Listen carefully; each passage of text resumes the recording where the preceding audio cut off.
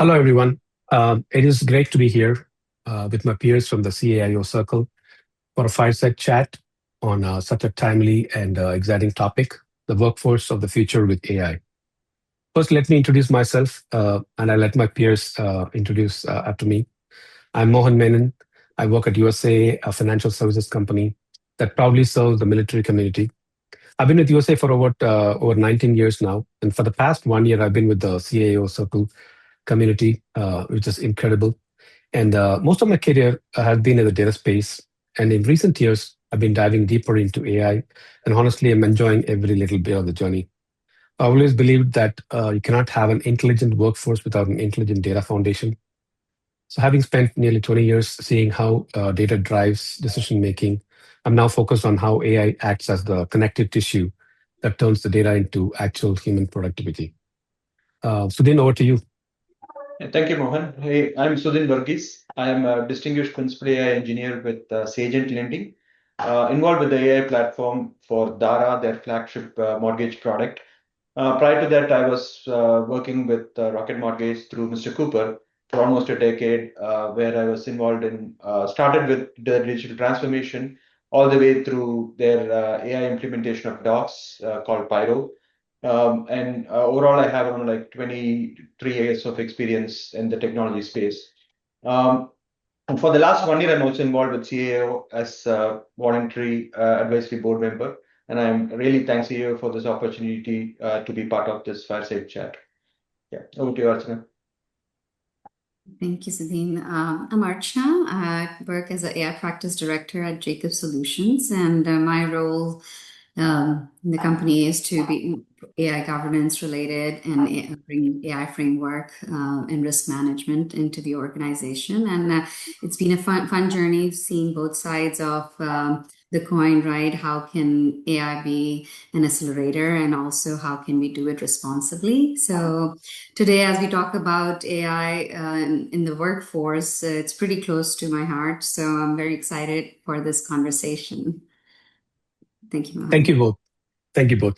It's a privilege to have such a powerhouse of expertise on this panel. So to kick things off, Archana, I want to start with you.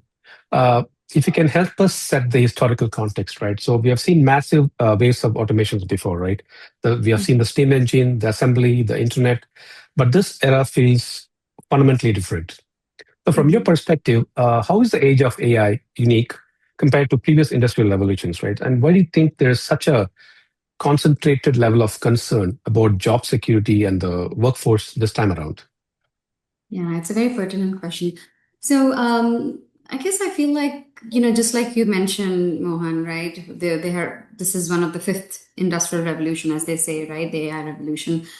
From mechanization, electrification, computers, and the internet, right? Now we've seen that certain types of jobs have become obsolete, while these revolution had created entirely new category of work. What's different this time is, and especially what I feel is that because of the speed, scale, and scope of the change, and now that with AI we are the kind of tasks we are targeting, right, with AI, like augmentation, cognitive work, these are the roles that were typically very uniquely human, right? Analysis, writing, design, those kind of jobs. So that's why this anxiety. But I feel like, I mean, if we have to learn from the history, if history has told us anything, is going back, right?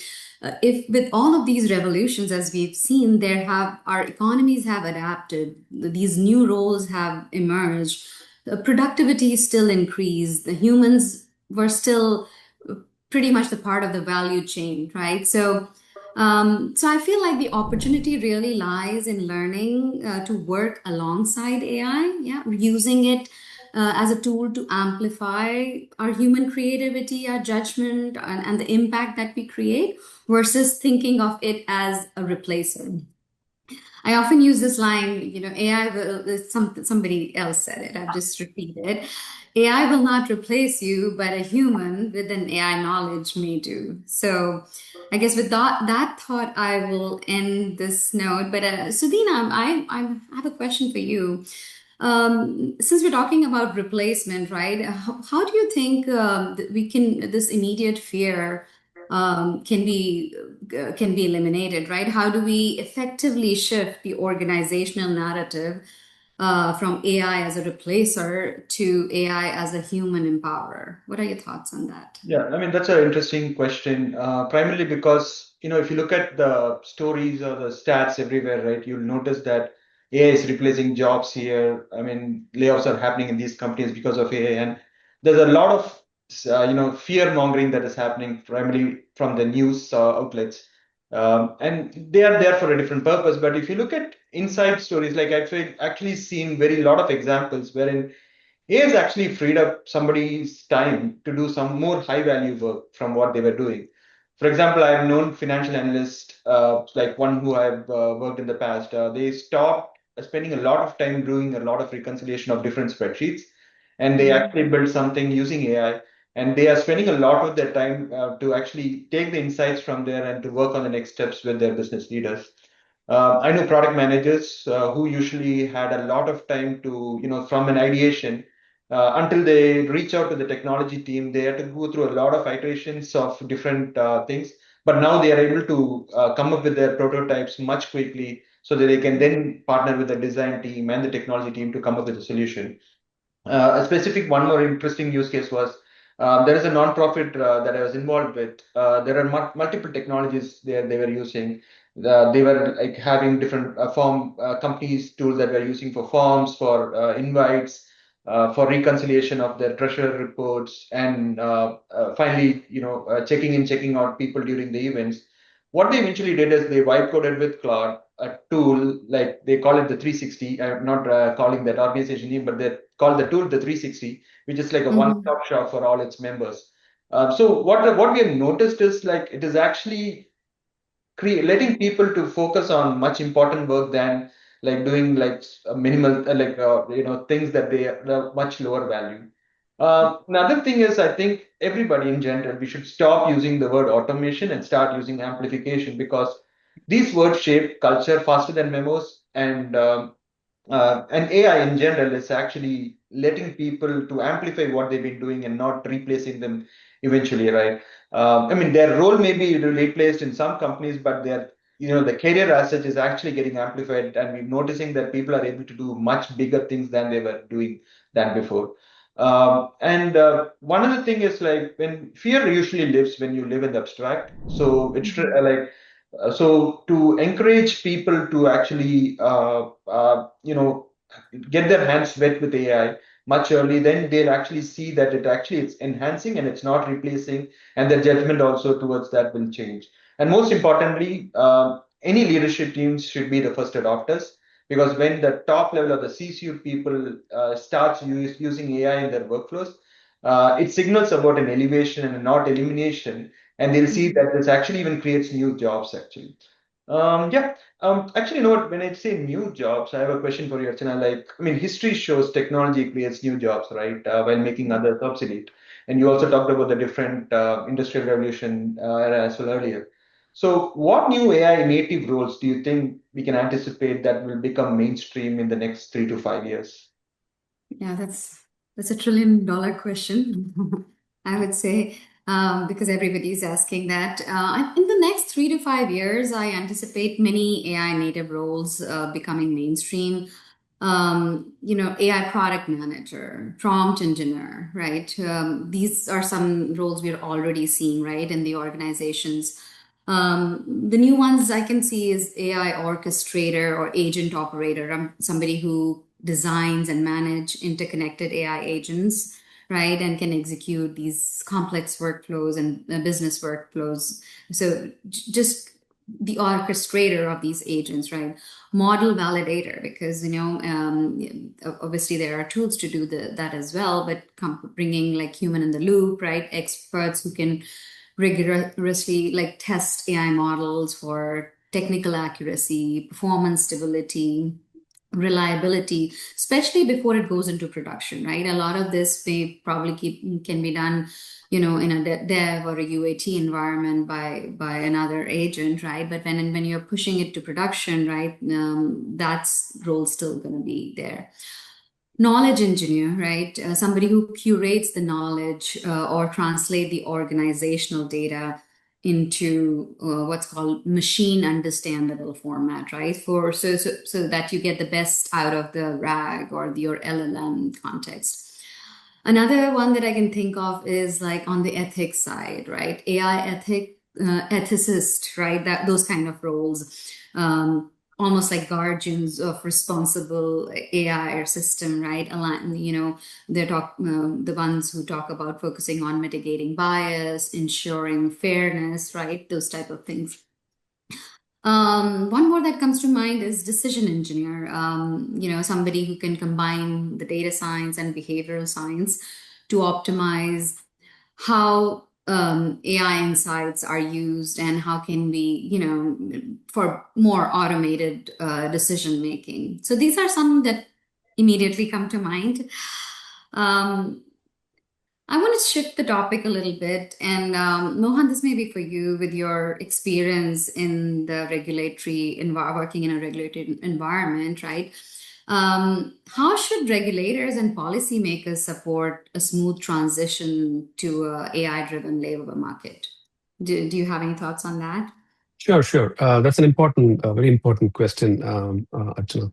So when we talk about how regulators and policymakers can support a smooth transition, right, into an AI-driven labor market, we are really talking about the most complex layer of this entire conversation, right? So in regulated industries or within even the CAIO circle, right, we often focus on the responsible and ethical pillars of AI, right? But from a policy-making perspective, the goal shouldn't be to slow down technology, right? It should be to speed up human transition up, right? So to make it happen, I think there are three areas where policy needs to evolve, right? First, we need to incentivize human plus AI investment. So what I like to think of as a reskilling credit, right? So governments already provide huge tax breaks for companies investing in hardware and software, right? So why not offer equal incentives for investing in people? Right? If a company spends time and money turning a task operator into a decision engineer, that should be supported just like buying a new server farm, right? So we need to treat human capability as R&D, right? And then second, it's time to modernize portability and benefits. What I mean by that is, like, for example, as some AI native roles grow, right, the workforce will become more fluid and project based, right? What we call the fractal workforce, like the fractional CTO or the fractional engineer, right? So policymakers must ensure that benefits like healthcare, the retirement savings and lifelong learning accounts are portable across jobs. So when people know that their fundamental security moves along with them, they are much more willing to embrace change, right, instead of fearing it, right? So the third of the final line that comes to mind is we need agile outcome-based regulation. So in an AI world, static laws that take years to pass will already be outdated by the time they are signed, right? That's a truth. We all know that, right? So instead of trying to regulate the math or the code, regulators should focus on the results, right? Things like fairness, transparency, and non-discrimination, right? So think of it as setting safety rails rather than rigid tracks, right? That way, we protect workers and the public while giving innovators room to build responsibly, right? So the bottom line is this, right? The transition to an AI-driven economy is inevitable. We all know that, right? But how smooth that transition is depends on the choices we make, right? So regulators and policymakers have to move from being gatekeepers to being architects of a new social contract. So let me repeat that, okay? So regulators and policymakers have to move from being gatekeepers to being architects of a new social contract, one that treats AI as a public utility for productivity, right? And sees the human workforce as the most valuable asset we have to protect and empower, is what I think, right? Now, yeah. So now, Sudhin, I have a question for you now. So, having said all this, right, what advice would you give to leaders in the organization, right? Like, for example, how can they empathize with these concerns, and what can they do to help their employees navigate the age of AI? Yeah, and I think leaders, the very first thing I would say is to acknowledge the concerns about AI as legitimate, right? I mean, don't just randomly dismiss it, but they'll have to acknowledge it first, and then they'll have to build the trust and credibility with their employees. The fear of job displacement is real, actually. It's not irrational. It's a natural response. I mean, the way that we have all evolved, It's in any change, it's always a response there of anything going to change on my side, which is eventually the job displacement is there. That's the first thing that would come to anybody's mind. So leaders who openly recognize this uncertainty, I think they will build trust and credibility. So the empathy starts with honest conversations about what AI will do, it won't do, and being transparent about it with the organization about AI adoption. The second thing is beyond empathy, they also need to shift the narrative. Like as I was saying earlier, they should shift it from replacement to empowerment, actually. So AI should be positioned as a tool that is going to eliminate the low value work that they are doing, the repetitive work they are doing, and it is going to free up the employees to focus on high impact and more meaningful tasks, both for them and also for the organization. This also means that they'll have to be putting a lot of investment in upskilling, reskilling, and continuous learning, right? Because employees will also feel equipped and not threatened by this change. As I was saying earlier as well, the leaders can also help by embedding AI into their day-to-day work. So they are actually sending that message that AI is also part of their workflow, and it is not just like an external tool to replace people, but it is actually something that they themselves are getting elevated with. Actually, when they do all this, this will lead to more curiosity within the people, and they will start using AI themselves. And now the whole frame of change will be on more to go as a shared journey, and the organization will be actually also be empowered with this. And what I feel is, the successful organization is not just the ones that are going to adopt AI the fastest. It is also those that are actually going to bring their people along with confidence, clarity, and care into this particular AI journey so that they will create more value. When you talk about value, Mohan, I just thought about it. Like maybe I think I should hear your thoughts on it. Like, how do you rethink that AI creates its greatest value, and what does that mean that how we invest in our people actually? Yeah. So yeah, that's a profound question, Sudhin. So because it really gets at how we lead in the age of AI, right? How should we rethink where AI creates its greatest value, right? So, and what that means for how we invest in our people. So I like to frame it using a simple but powerful concept popularized by Nathaniel Whittemore, who's I'm a big fan of, from the AI Daily Brief. The difference between he talks about efficiency AI and opportunity AI, right? So efficiency AI is where most organizations start, right? It's about doing what we already do, just faster and cheaper, right? So it automates routine tasks and optimizes existing workflows. That's valuable, but it's basically table stakes now, right? So if you focus on only on efficiency, you will still be running on the same treadmill, just at a higher speed, right? So the real breakthrough comes with the opportunity AI. That's where AI helps uh, us to do things that were previously impossible, right? Like coming up with a new product, like inventing new business models, or providing a hyper personalized service at an incredible scale, right? So AI native companies don't chase a 10% cost savings. They are looking for a 10x expansion in what's possible. So I'm going to repeat that statement. That's very important, right? So AI native companies don't chase a 10% cost savings, but they are looking at a 10x expansion, right, in what's possible. So and if we shift our mindset from 10% savings to this 10x growth or expansion, our approach in investing to people must completely transform, right? First, we need to move from task mastery to strategic synthesis, right? We shouldn't just train people to use a tool more efficiently, right? We should help them to see the opportunities the AI reveals, right? If AI handles the data, the human's job is to handle the discovery, right? Second, we need to double down on what I call human skills, high human skills, things like empathy, ethical reasoning, negotiations, and complex relationships management, right? So if AI is handling the efficiency, humans need to excel in the areas where context, judgment, and trust matters most, right? So, and third, and the final thing I would think is about the continuous upskilling path, right? So, at many companies and even within the CAO circle, right, we have learned that you cannot unlock 10x growth or expansion without a workforce that feels safe enough to experiment, right? So that means building a culture of psychological safety, making it clear that efficiency doesn't mean replacement. It means we are freeing capacity so people can pursue new opportunities with confidence, right? So the bottom line is we shouldn't be investing in our people just to make them better operators of efficient machines. we should be investing in them so that they have the cognitive space, the creativity, and the confidence to lead the 10x expansion that AI makes it possible. Is my thoughts. Very well said. Well, before we end, I do have a very important question, and this keeps coming to my mind. And maybe Sudhin, you can help answer this. If you had one message for young professionals entering the workforce today, what would you tell them about career resilience in this age of AI? Hmm. I think post 2020, a lot has changed in general for young professionals entering the workforce, right? Prior to that, remote work was very rare.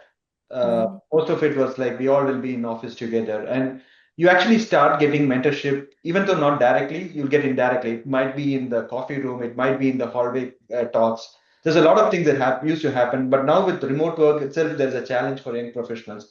But they need to understand one thing actually. Uh, Unlike the past, the career going forward won't be a ladder. It's not like you're going to go step one up, up, up. It's going to be like you'll have to be having a portfolio actually. So you'll have to build both like breadth, depth, and adaptability in equal measure, and you'll actually be working in different portfolios, and you just need to build with that. The main thing for professionals who are not yet into job or they are still in their schools, I would say to start working with AI right now and don't postpone it for later. Actually, the professionals who thrive are the ones who treat AI as a skill multiplier from day one. But when they do that, they need to make sure that they're not using it for cheating in their exams, or taking shortcuts in their learning. Primarily, I've noticed like some people like they build fancy tools while they're much younger, and it's pretty cool. But when I go one level depth into the technology space as to why they chose this thing, they have no clue about it. Like your understanding of basic data structures, algorithms, even though AI Mhm. can do better than you still need to put some thought into understanding it because it's going to help you in a long way. So don't give up on the basics, but use AI to amplify that learning so that you can understand it much better. And Mhm. as Mohan was also talking about earlier, like, there are certain things like relationships, empathy, creative risk taking, and also the courage to make the right judgment calls and uncertainty. These Mhm. are some of the things that AI can't replicate, much. Like they can actually suggest, but they can't replicate it much smoothly. So I think those things are also some things all these people while at school and early career they need to start implementing. They need to invest their time into making things that AI can't replicate. And most importantly, they'll have to be stay curious, right? What Steve Jobs said, right? Like stay foolish and stay hungry. Because the half-life of a specific skill is shrinking. Like even when we started, like when I started like 20 years ago, like people were able to sustain their career with just sticking on to one technology platform. But even in our journey, it has changed a lot. You can't just stick with one technology stack. It is like evolving much. It was evolving, but now it is going very fast. Like the half-life has Mhm. actually like the 10x thing that Mohan was mentioning earlier. The similar to any skill set, the half-life is shrinking. So the most important ability that you have to keep open is you have to have the ability to learn, unlearn, and relearn. I'll repeat that: like learn, unlearn, and relearn. That is going to be the most durable asset because you have to be like quick along with AI in the time because uh, you know you just sleep and wake up, you might see something new altogether. So you have to be conditioned that, okay, oh my God, this has changed the whole thing that I've invested in. No, it's okay. You have to unlearn what you had like learned before, relearn it, and then you'll notice that there are certain things that you can put it from the past too, but that is going to be most important asset as you go forward. And I think with all that, young professionals can actually adapt to the changing Yeah. world of AI pretty much. Yeah. I guess adaptability is the key, like you Yeah. said. Yeah. Recently. Yeah. So, well, as we look at the clock, it feels like the perfect time to start wrapping up this wonderful conversation. So, Archana, Sudhin, thank you both for such a thoughtful and down-to-earth discussion. It's clear that while the workforce of the future brings its fair share of challenges, it also opens up incredible opportunities. I'm a big believer in that to truly elevate the human experience at work, right? So, before we close, I want to leave everyone with a thought that really captures our mission here at the CAO Circle. Impactful strategy means nothing without trust, right? So our goal has always been to make sure AI innovation stays ethical, responsible, and above all, human centric. So I hope today's chat gave you all some useful ideas to take back into your own AI journeys. Thanks so much for spending your time with us, and we can't wait to see you at the next CAO Circle Fireside Chat. Thank you. Thank you. Thank you, folks. Bye.